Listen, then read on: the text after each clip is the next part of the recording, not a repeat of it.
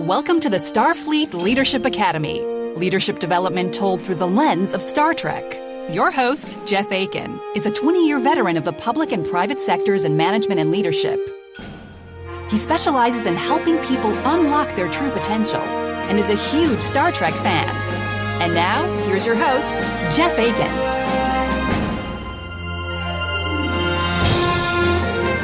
Welcome. Thanks for joining me today. Organizations talk about values a lot, but what do you do when your behavior doesn't align with your organization's values? We're going to talk about that, as well as the trap of labeling people. I also get to introduce the concept of just culture and how that can apply to your day-to-day. And I get to do that while talking about an iconic episode of Deep Space Nine, the 11th episode of the 6th season, Waltz. A lot has happened in Deep Space Nine up to this point. We're in the throes of the Dominion War, and the Federation isn't doing great. We're gonna lose this war. The important things for you to know heading into this episode are: the Dominion captured the station a while ago, and the Federation recently reclaimed it. In the battle to take it back, Dukat's daughter, Zial, was killed.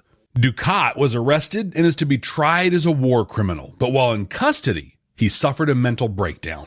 This episode begins with Dukat in the brig of the USS Honshu. Captain Sisko is on board as well, and they're taking him to Starbase 621 to stand trial for his alleged war crimes. And that's where we join them. Sisko visits Dukat in the brig. Dukat asks Sisko if he thinks he's guilty, and Sisko sticks to the point that in the Federation, you're innocent until proven guilty. He's all business, very formal, but he's still compassionate and tries to connect. I never got a chance to tell you how sorry I am about Zia. He was involved in her daily life on DS9 and misses her as well. As they talk about Zial, the ship gets hit by an attack and they go to red alert. The Dominion has attacked them and USS Honshu was destroyed this morning at 10:30 hours by an attack wing of Cardassian destroyers.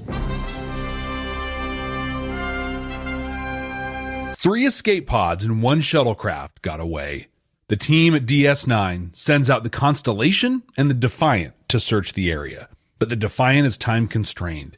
They have to meet a team of 30,000 Federation troops to escort them. If they don't make that rendezvous, the transports will be destroyed and the troops killed. We aren't left in suspense for very long, though. Dukat and Sisko are in a cave. Sisko's hurt. The left side of your body is covered with plasma burns. Holy crud, that has to hurt. Well, during the attack, Sisko is taken down in a plasma burst. Dukat helped get Sisko to a shuttle, found this planet, and crashed on the surface. Dukat was able to salvage the distress beacon and says he's activated it, but... Whose signal are you transmitting? Starfleet or the Dominion? It's a general distress call, Benjamin. Whoever gets here first will find 1 comrade in arms and 1 prisoner. That's fair, isn't it? Dukat spends time foraging for firewood, food, and water while Sisko rests to heal. The rest of the episode is a lot of escalating back and forth between the two of them, but Dukat slowly slips into paranoia. It's really cool how they show this. Different characters pop up and taunt him. As it goes on, his grasp on reality slips further and further away. I doubt he'd still have the same respect for you if he'd heard you screaming and screaming. No! Oh, yikes, shoot. Dude's got a phaser on him, too. Well, this goes on for quite a while. Dukat makes food for Sisko, trying to build on their connection. But why? I mean, longtime viewers like me would expect Dukat to just kill Sisko and move on. But he's trying to prove a point. And it's a point that Dukat has been trying to make over the entire series. He's a good guy, right? He's just misunderstood. He's gone out of his way to try and protect people. Well, I hope they at least told you that my policies toward the Bajorans were most generous this time. On the search, the Defiant is running out of time. They've rescued 12 people so far, which is great, but they still haven't found Sisko. Over time, while Dukat is prowling around the cave and the surface, Sisko notices that the distress beacon isn't actually transmitting. He's hurt, so it's a real challenge, but he activates it, covers it up, hoping that Dukat won't notice. And good news, the crew on the Defiant have picked up the signal. Commander, I'm picking up a distress signal. On the planet, Dukat is trying to get Sisko to tell him what he thinks of him. Sisko starts talking with Dukat, agreeing with his viewpoint. He gets Dukat to open up a little bit, more and more. But in the back and forth, the cracks are definitely starting to show. You are such a fool! Leave us alone! This doesn't concern you! He yells at a vision of Kira right in front of Sisko. Sisko ignores it and keeps getting Dukat to talk. Let's pretend that the Major's not even here. The Defiant is closing in. I'm picking up 2 humanoid life forms on the surface. They beam him up and... We have the survivors on board. 2 women, an ensign and a lieutenant. Yeah, they're upset and very aware that they're almost out of time. On the planet, Dukat checks the beacon and sees that Sisko's activated it. Furious, he whips out his phaser and blasts the beacon. And then he beats it into oblivion with a stick right before he bashes Sisko into unconsciousness.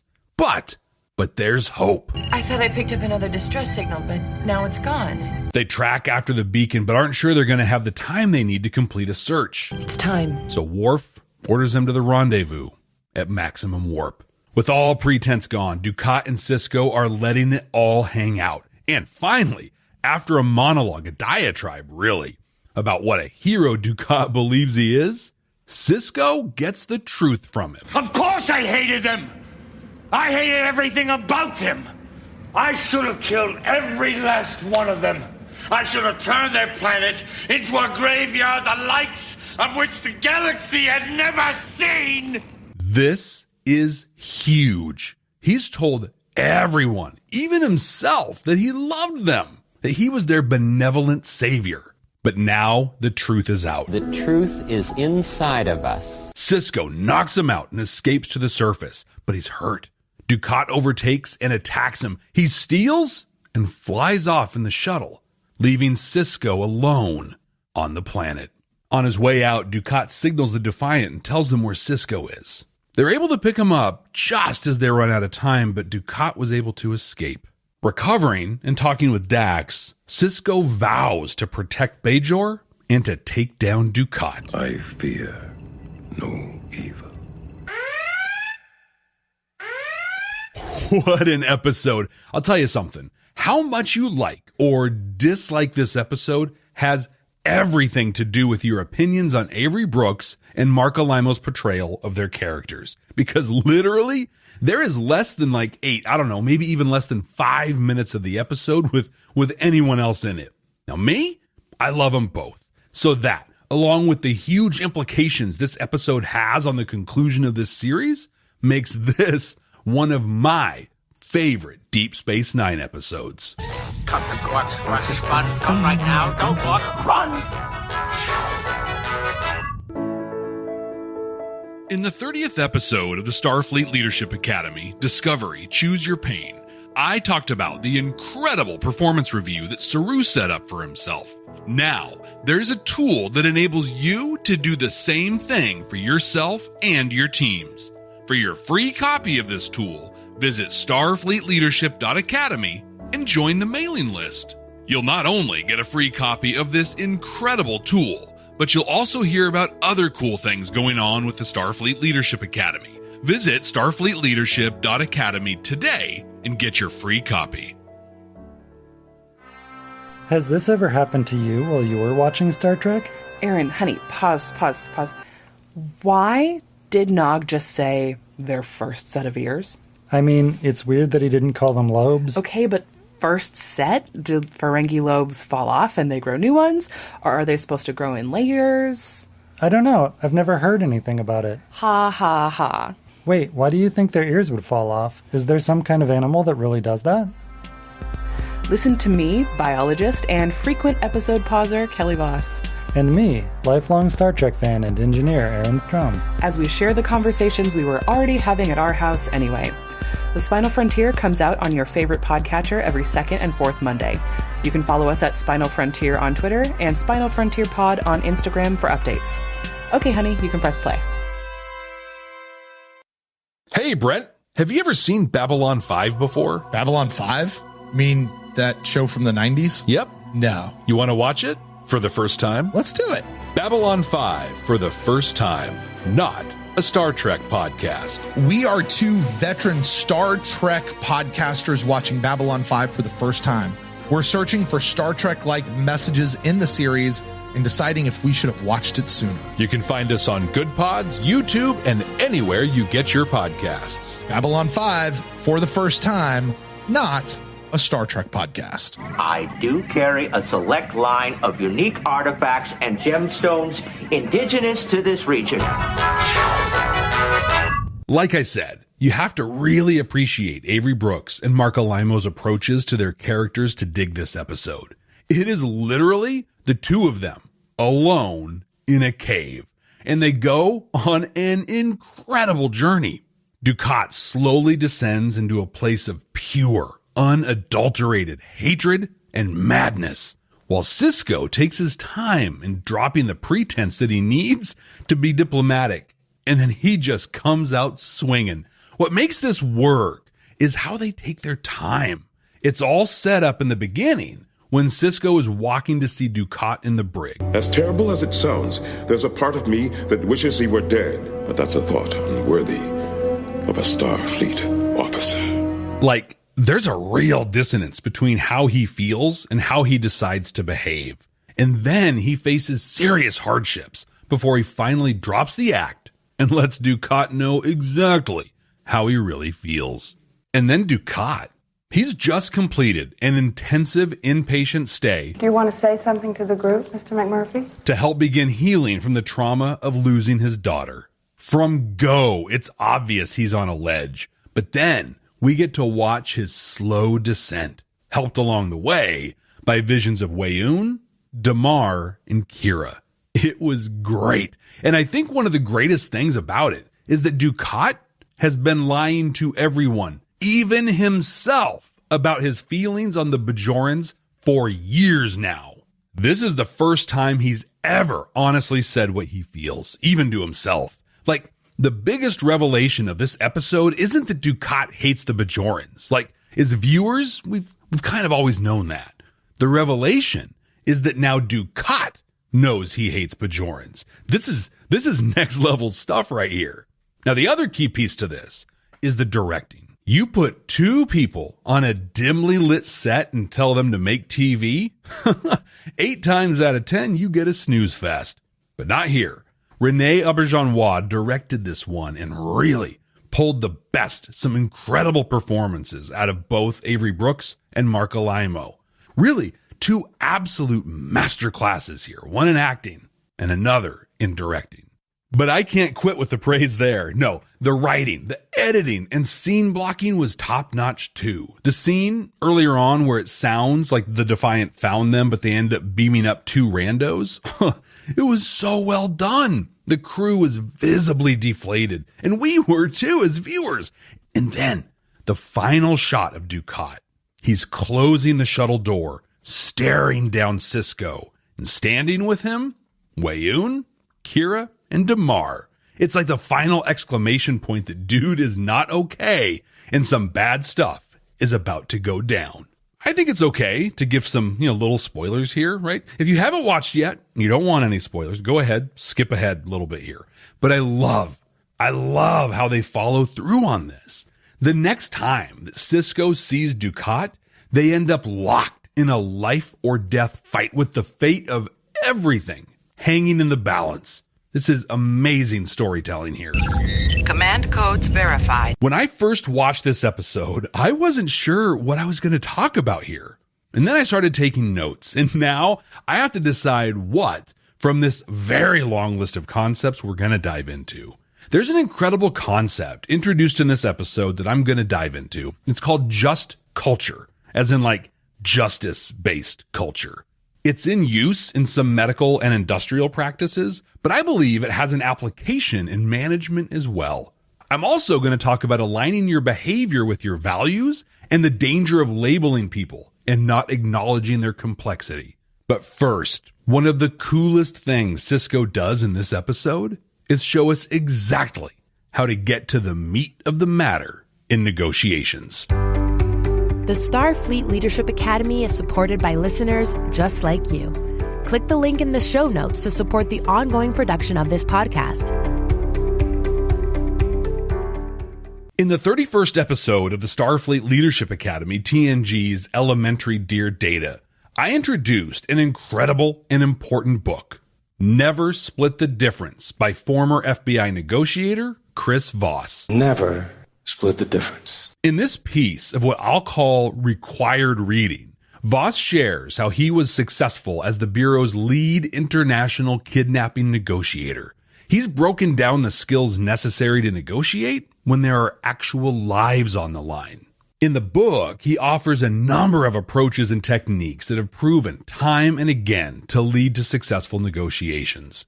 One of those is mirroring. Mirroring is where you repeat what the person just said to you, like the three-ish keywords they just said, right? Like, these aren't the droids you're looking for. These aren't the droids we're looking for. Used well, it helps build trust. The person feels heard and acknowledged. From mirroring, you can label what the person is feeling behind what they're saying. Sisko uses this beautifully with Dukat. I think you're right. You have been judged unfairly. I've judged you unfairly, but I think you probably had good reasons for everything you did on Bejor. He mirrors what Dukat has said, labels the emotions behind his words, and this gets Dukat to open up even more. So well done. When you mirror what they're saying and label the emotions, it allows you to calibrate questions that get you closer to the truth, like in this example, or towards an agreement or a solution in other use cases. An example many of us can relate to is buying a car. Let's say you can afford $20,000, but the ideal choice for you is sitting on a lot with an asking price of $25,000. After talking with the salesperson for a while, you tell them you're interested in buying it and ask if they can come down on the price at all. The salesperson tells you what a great car this is and what a bargain they're already selling it at. Now, this response is meant to focus you on the value they're already offering. Many people might start arguing specifics at this point. There's a paint chip over here. Oh, I heard a rattle in the dashboard, stuff like that. But if you go that direction, if you take their bait, you're not going to get what you want. You're playing on their terms now. Now I know what you're thinking, Stan.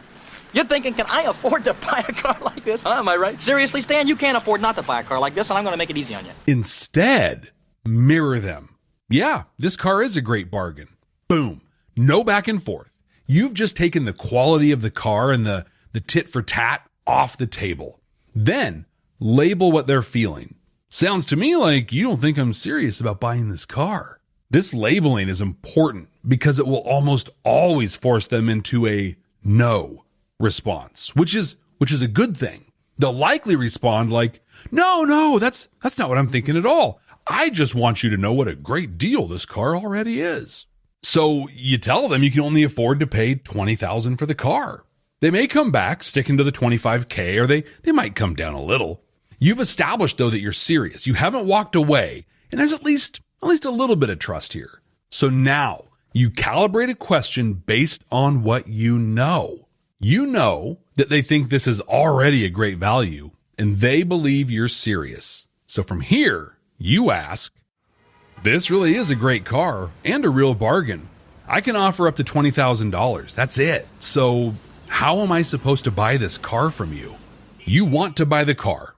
They want to sell it. And there are a few $1,000s between both of you getting what you want. By asking what you're supposed to do, it basically forces a real conversation about what really needs to happen. No tactics, no gimmicks, just what matters. This can be done with your teams as well. Use mirroring to avoid arguing over the little details that don't necessarily matter. Label what they are feeling, and then use all of that to calibrate questions to get you all to focus on the important matters at hand. Why waste your time talking about the limitations of Excel when you can focus on what the data will be used for? This all becomes a lot easier to do when you share common values. But I've talked here before about having values for the sake of putting them on posters and screensavers, and then actually living those values. And when your organization actually lives them, you will run into situations where your personal value set doesn't align with theirs. And this doesn't mean one is good or one is bad. It's just that they're different. And that misalignment can be minute, right? It doesn't have to be huge. You don't have to be diametrically opposed. Life often works in degrees and not just binary labels, right? More on that here shortly. When this episode begins, through his captain's log, we get a glimpse into Sisko's brain as he identifies a misalignment between his values and the views and values of Starfleet. As terrible as it sounds, there's a part of me that wishes he were dead. But that's a thought unworthy of a Starfleet officer. What we end up seeing through the rest of the episode is Sisko working to align his behavior to Starfleet's values, and he's successful up until the point he gets smacked across the face and knocked out, which honestly, truly, I desperately hope doesn't happen to you in your work environment. But for those times that we're faced with this misalignment, you have to make a personal choice as to whether or not you're going to change your behavior, because newsflash, your organization is probably not changing their values for you. I mean, they printed all those posters after all, right? Most of the time, this is probably pretty easy. Hopefully you haven't started working for a company that is so against your value system that every day is a fight. Dr. Evil, I spent 30 years of my life turning this 2-bit evil empire into a world-class multinational. You work where you do because, at worst, you can tolerate the values they demonstrate. So once you've decided to stay, you have to be able to reconcile your behavior with their values in a way that doesn't compromise your integrity. Much like the mirroring and labeling I talked about earlier, you're going to identify the gap that's causing the misalignment and then label what you can still support within that. And then you base your behavior off of that. As an example, let's say, I don't know, as a hypothetical, your company has a value of honesty, but you're asked to withhold information from your team. Remember what Picard told us in the last episode of the Starfleet Leadership Academy, right? On TNG's The First Duty? But a lie of omission is still a lie. So how do you lie when honesty is the value? The gap here is pretty clear, right? What can you support in it, though? That's the question. At face value, I think I could support being honest about what I know. That's at least something. But can I take it further? If I'm being told to hold back information, can I, knowing what I know about the company's values and how I want to behave, can I calibrate a question to the people asking me to not tell the whole truth? Well, I sure think I can. And the question I would calibrate to them is, can I tell them that I can't tell them everything? As a manager, you've likely run into this exact scenario. I like to joke that a key skill in promoting into higher level manager positions is being able to tell people no, and that you can only share what you can share and do those things in a way that's genuine and doesn't incite a riot. So in this example, I would want to say to my team, I've got some bad news. And unfortunately, I can't share everything right now because, whatever the reason is, because details are still being worked out. But here's what I can say. You drop that on a team, and I got to be honest, most everyone's going to be okay with it. Now, the flip side to that coin is that they're not going to be okay with you prefacing the statement. Well, in that case, I'd take you back to the step where you ask if you still want to work there. If you do, I'll take you a little further back and have you step through Chris Voss's method. Mirror, label, ask a calibrated question. Don't tell them the whole story. So you're concerned that they're going to panic and maybe even quit their jobs. Now, I believe in our value of honesty, and you're asking me to lie. So how am I supposed to do that and still uphold our values? What a powerful approach, right? Mirror, label, and ask a calibrated question. I have to say, there is so much more to what Voss's book offers. This is really a substantial distilling of what he offers. One more quick note on what it looks like to uphold and live your organization's values. In the episode, the Defiant is running out of time. They reach out to Kira to try and get a little more time, but she says no. The comms, though, are super choppy when she does. Can you hear me now? Okay, time for a quick quiz. Knowing what you know about Starfleet, who here in this next clip is living the values and who isn't? Hit me up on Twitter at SFLA Podcast and let me know. I couldn't understand a word Kira said. Too much interference. Looks to me like we're on our own. I could understand what she was trying to say. What about you, Chief? Did you understand? No, I couldn't understand a word. Sometimes, though, people won't do what the person that was upholding Starfleet's values did. Or they won't push back to the people telling them to not tell the whole truth to their team. Do you know why? Why they won't? Well, there are a lot of reasons why, actually. But one of the biggest fears, and one we see play out in this episode, is the fear of being labeled. No one wants to be seen as a troublemaker or to be perceived as a problem employee, and I totally get it. For the most part, the only labels most people want are things like awesome, important, critical to our success, things like that. But there's even a danger. There's a danger in those labels as well. When we label someone, we put them in a tight, little uncomfortable box. Every interaction we have with them is going to be biased by that label.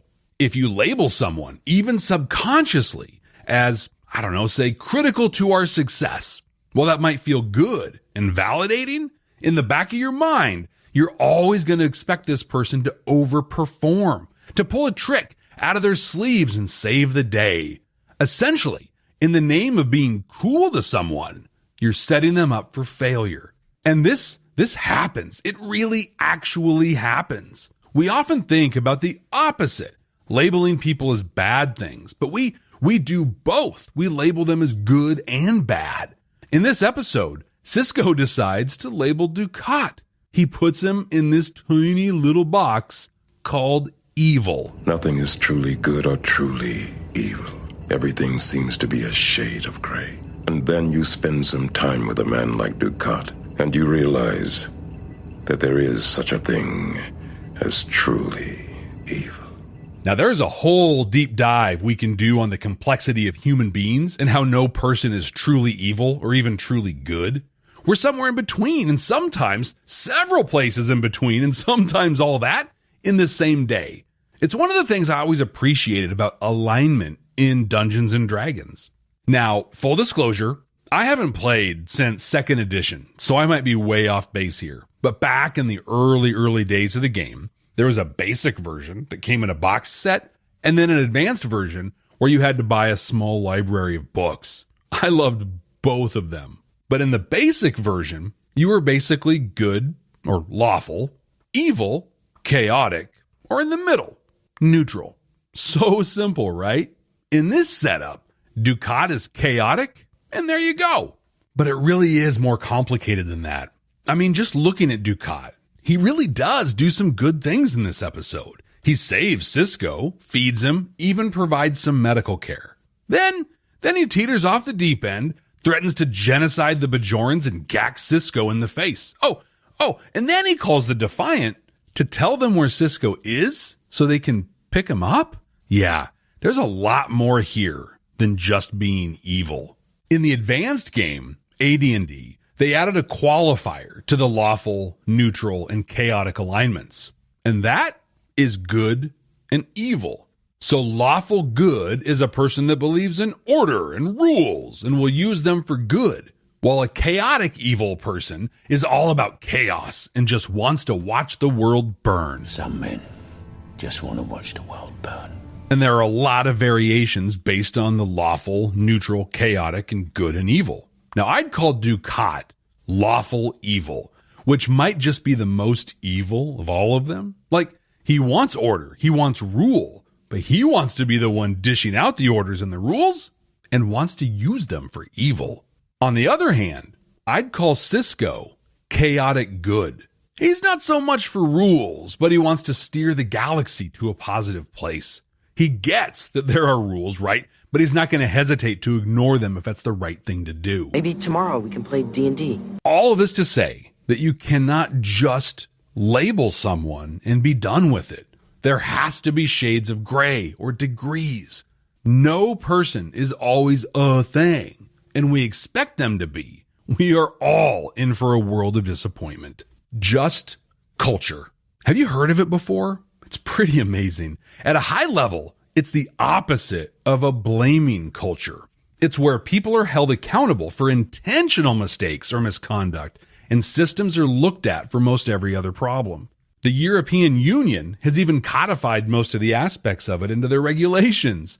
Regulation EC 376/2014 defines just culture as a culture in which operational staff or others are not held accountable for actions, acts, omissions, or decisions commensurate with their experience and training, but gross negligence, intentional violations, and destructive actions are not tolerated.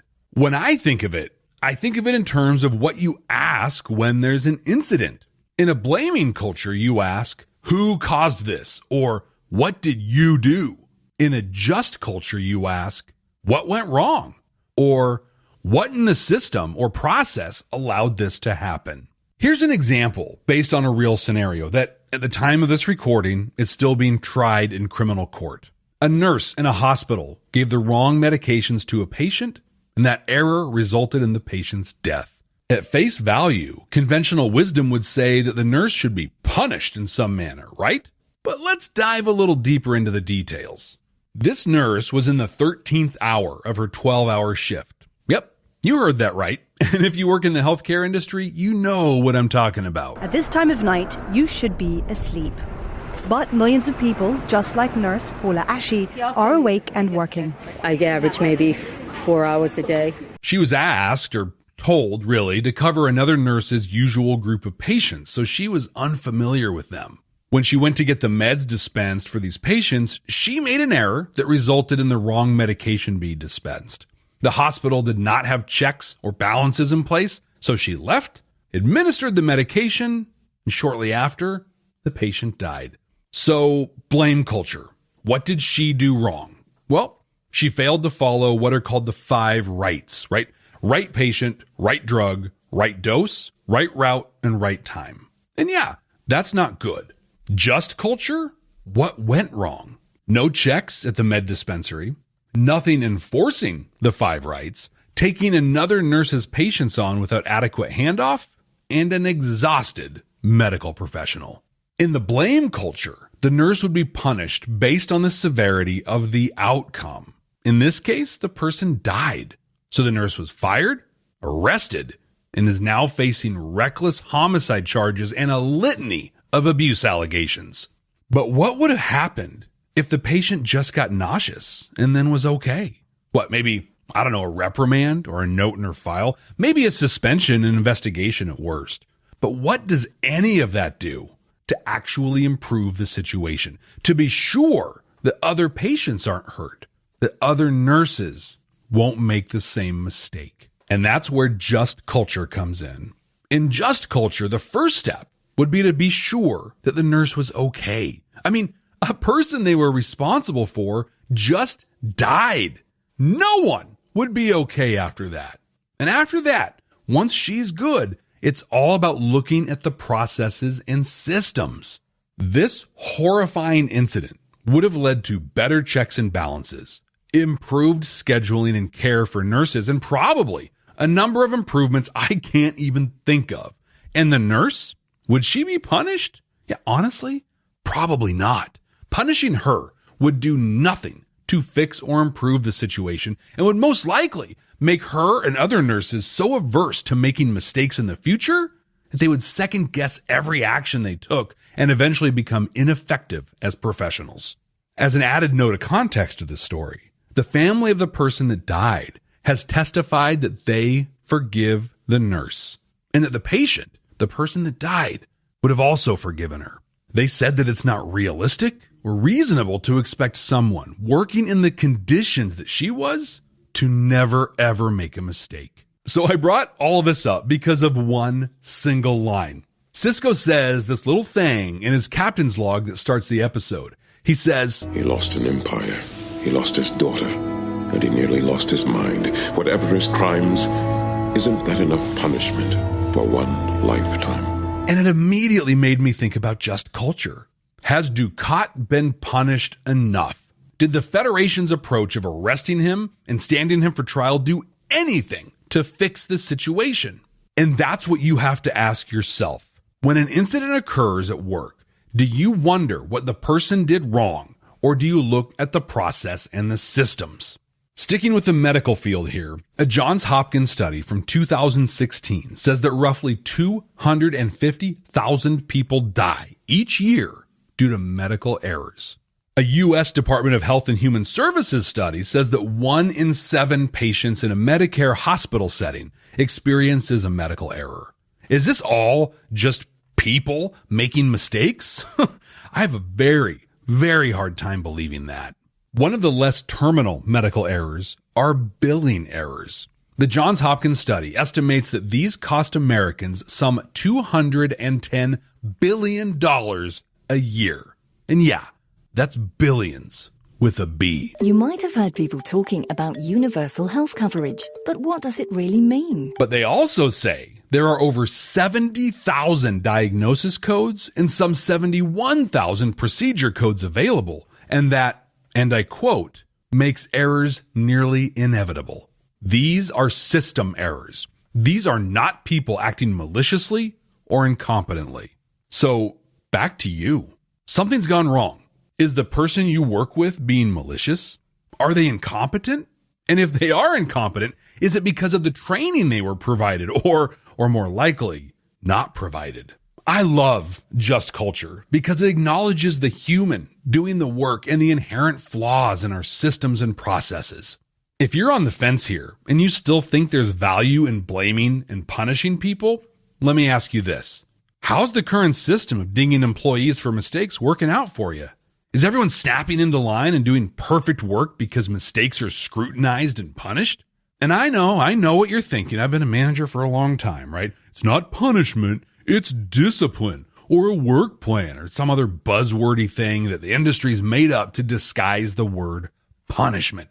And if you don't believe that, come back to me after you're in the corrective work action meeting towards you and tell me that doesn't feel like a punishment. But seriously, take a long, hard look at how well addressing human error has worked for you. And after you've done that, I'll be eager and excited to welcome you to the beautiful world of Just Culture.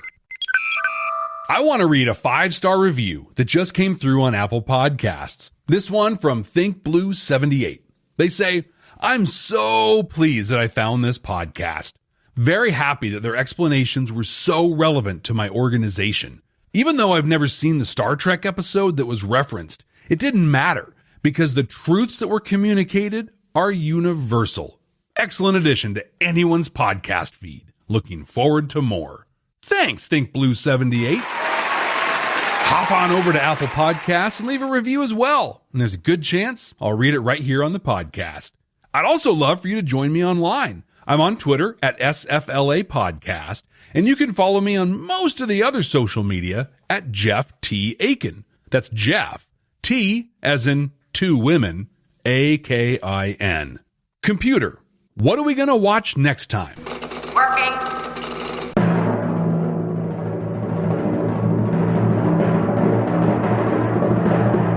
It's been a long time since we've gotten a Discovery episode, and here we are.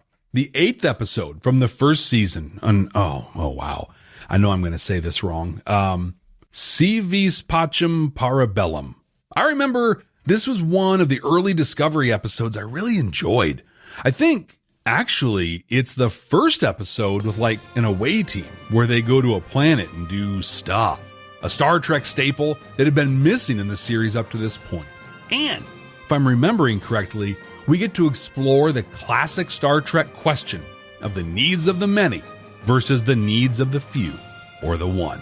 So, until then, let me try a little more Latin. Ex astra scientia.